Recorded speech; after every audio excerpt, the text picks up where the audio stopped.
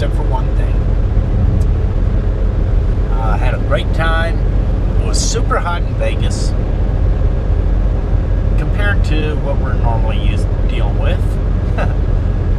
But it was still nice out. As you saw in the last video, I put new saddlebags on my bike, and they look really great. They work awesome.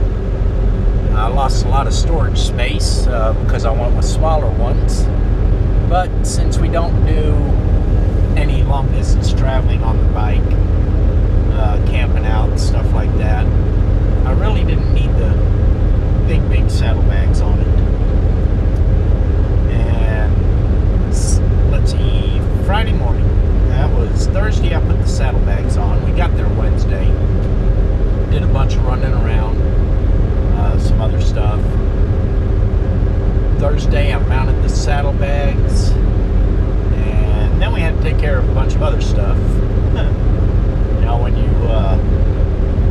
got 3 grandkids and sort of a step grandkid there, and other family visiting, everybody's showing up for the grandson's title fight.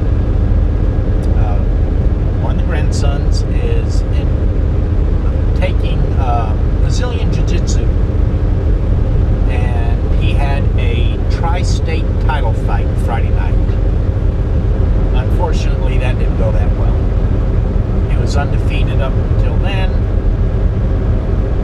He didn't win the fight, but he learned some things, and he'll do better next time. He'll probably win the belt next time. Got a lot of faith in me. He works real. I love this view here. A lot of people think the desert is dead. You know, there's a lot of vegetation out here. And these mesas, I love the colors on these mesas. They're absolutely gorgeous. And I've got a lot of respect for the wildlife that lives out here. It is a harsh environment. Temperature right now is 86. It's a lot cooler than it is in Vegas, but it's still pretty hot, pretty dry, and anything that can survive this, it has definitely earned my respect. I've also got a lot of respect for the Native Americans that live out here. This is a harsh environment for people to live in, and their culture made it work. I hate what happened to the Native Americans. I studied their culture quite a bit when I was in Scouts. I'm an Eagle Scout. I'm a member of a sub-organization of scouting called the Order of the Arrow. And we study Indian culture. And I learned quite a bit. Oh, I like the graphics on this truck. Geico truck. Oh, it's a race car. It's their Formula One racer. Wow. That truck is sharp. I wish I could go fast enough to catch up to him, give y'all a better view. But anyway, back on subject. We studied the Indian culture, and I learned a good bit about them and their respect for nature and treating it right. That sort of kind of rubbed off on me. Yes, I do hunt, but I'm not a trophy hunter. I hunt for food. I hunt for population control. I do not hunt for something to hang on the wall. Now, if I happen to get something that is good enough to hang on the wall, I'll consider hanging it on the wall.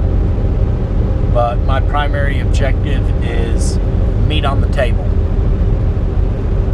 Decorations are way on down the list.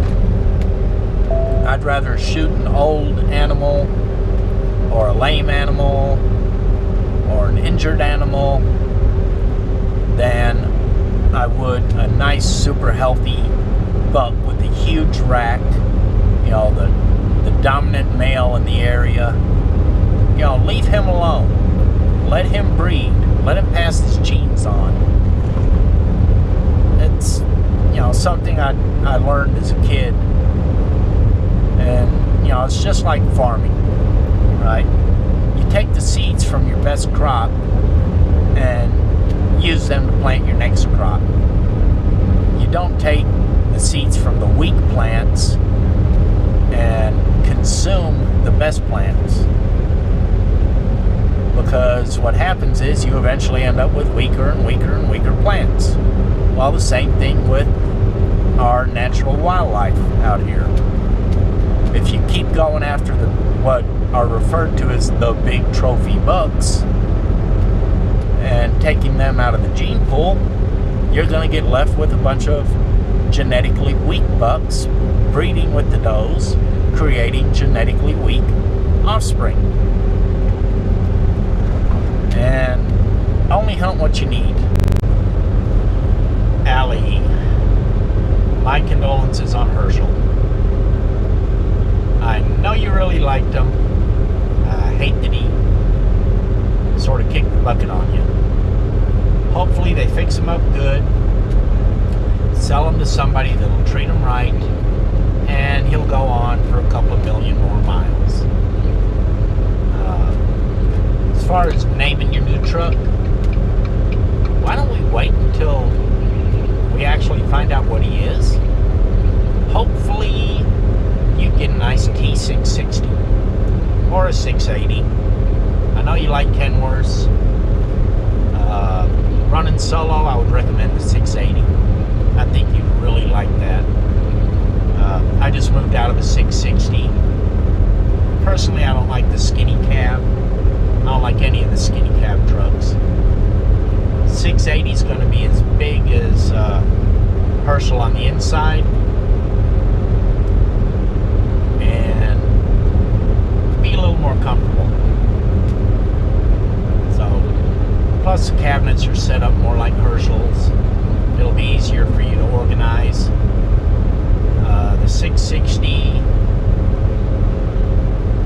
the closets are set up a little bit different, but if you get the 84-inch shelf, you got a nice top shelf on top of the racks that works out pretty good. When we moved into this Volvo, we lost a lot of storage space because we went from an 84-inch to a 70-inch sleeper. So we lost a lot of cabinet space, and you know, we're super tight in here right now, but running solo, 680, 70-inch bunk, you'll really like it. So, best of luck. Hopefully you get a Kenny, because I know how much you like a Kenny. If not, I hope you're really happy with your new truck. And I will continue watching every day. I watch you, Josh, and Jaden John every single day. And you help keep me entertained. And as long as I've been doing this, it gets to wearing a little bit. It's not as much fun as it used to be. And you guys are helping bring the fun back. So I want to tell you, I really appreciate that. All four of you. You're providing me entertainment and making me see how much fun, you know, this really is. Again, you know, when I started out, I was all super hyper and bubbly and anything you want to say about it. I really, really love traveling, love doing the job. I've hit all 48 contiguous states. Won't go into Canada. Sorry, Josh. Don't like Canada. They don't like what I got right here on my hip. I got issues with places that don't like what I got on my hip. So, I won't go into Canada. eventually I may go up there as a tourist for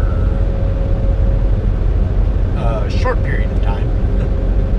Just to visit, just to say I've been there, but that would be it. But I've traveled all 48. I've been on every single interstate in this country. And even as long as I've been doing this, I'm going to tell you guys something. If any driver ever tells you he's seen everything, been everywhere, knows everything, done everything, he's a liar or a fool. I don't know everything. I still learn every day. I still see new things every day. I've been across this stretch of I-40 at least 500 times. And I still see something new every time. New bumps in the road. Something always changes. So it is always different. Not always excitingly different, but it is always different. And I have learned a lot out here. And I'm going to give some recommendation to people new into trucking. Find yourself a mentor. Someone with some experience. Have his number handy, or her number. Doesn't matter. Guy, girl. Doesn't make any difference. A lot of guys give female drivers hell. They think this is a man's world. I don't. I believe women are just as skilled as drivers as men. Give an example, we run teams, and a lot of the teams you have one driver that does all the backing. In our case, it's me. I do all the backing. But I've also seen teams where the female member does all the backing. The guy can't back up. So it's not a gender issue. It's an individual issue.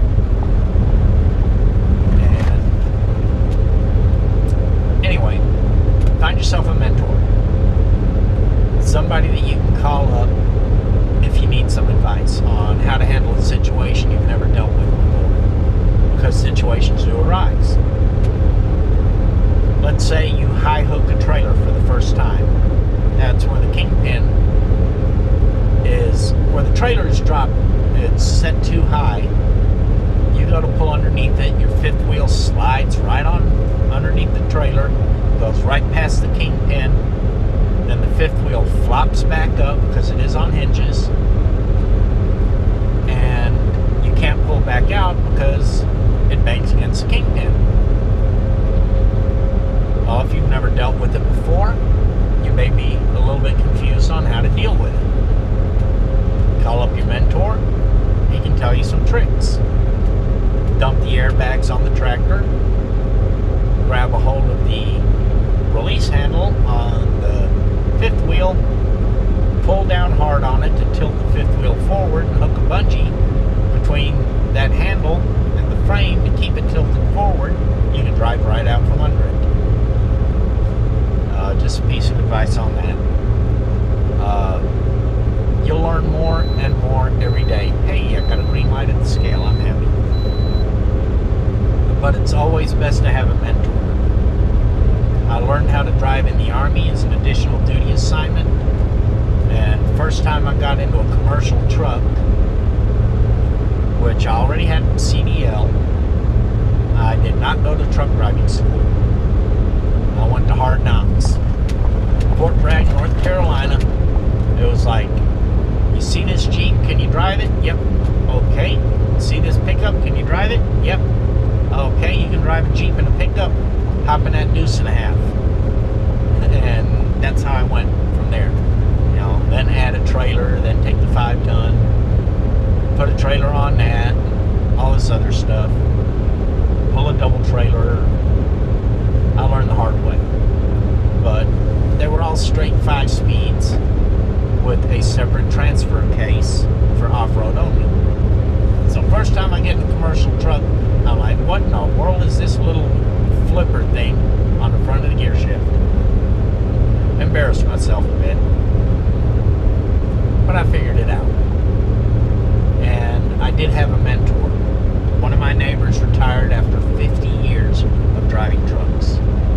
So I knew if I had any questions, call him up. He always helped me out. Taught me how to, big bumps. Taught me how to get out of a situation. And because of that, I have mentored other friends. Friends that got into trucking, partially on my recommendation. And they'd call me up for advice, like the high hook, a couple of other things. One of them had his landing gear hung up coming out of a very steep driveway. Didn't know how to get out of that. I told him how to get out of that situation. And you learn things as you go on. The more you learn, the more you can teach others. So, those with experience out there, be a mentor. New guys, find a mentor. A lot of times your trainer, when you get out of school, won't teach you much. You just run around for a while and voila, there you are. You are now a professional truck driver. But you still really don't know anything. And then you go into your rookie phase. Rookie phase is where you actually start learning how to be a truck driver. And that's a time to rely on people with experience. Allie, your friend is just now getting his CDL. You can be his mentor. You seem to know what you're doing, and you've got a little bit of experience under your belt, so you should be able to offer him advice. He might come up with something you don't know, then you call your mentor. Anyway, that's just a little bit of advice for new drivers, and a request